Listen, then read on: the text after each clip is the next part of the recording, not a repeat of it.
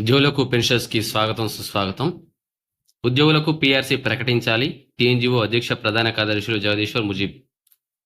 51% fitment ఇవ్వాలి. ఉమ్మడి జిల్లాల ప్రకారం క్యాడర్ స్ట్రెంత్ శాంక్షన్ చేయాలి. త్వరలో ఎల్బీ స్టేడియంలో టీఎన్జీఓ 80 ఏళ్ల మీటింగ్. డిఏ పెండింగ్ బిల్స్ ఇచ్చినందుకు సీఎం, డిప్యూటీ సీఎంకు కృతజ్ఞతలు. ప్రభుత్వ ఉద్యోగులకు 51% ఫిట్మెంట్తో పీఆర్సీ ప్రకటించాలని టీఎన్జీఓ కేంద్ర కార్యవర్గం తీర్మానించింది. వెంటనే పీఆర్సీ కమిటీ నుంచి రిపోర్ట్ తెప్పించుకోవాలని ప్రభుత్వాన్ని కోరింది.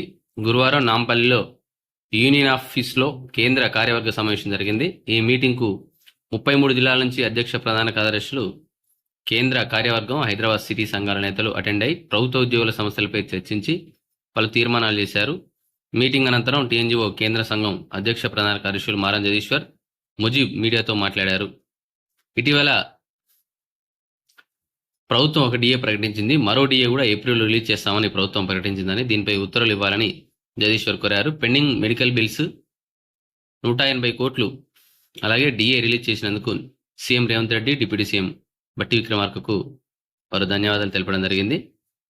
ఉద్యోగుల పెండింగ్ సమస్యల పరిష్కారం కోసం ప్రభుత్వంతో కేబినెట్ సబ్ కమిటీతో, ఆఫీసర్స్ కమిటీలతో సుదీర్ఘంగా చర్చించామన్నారు. త్వరలో 1,00,000 మంది ఉద్యోగులతో ఎల్బీ స్టేడియంలో టీఎన్జీఓ 80 సంవత్సరాల ఆవిర్భావ సభను నిర్వహిస్తామని వారు చెప్పడం జరిగింది.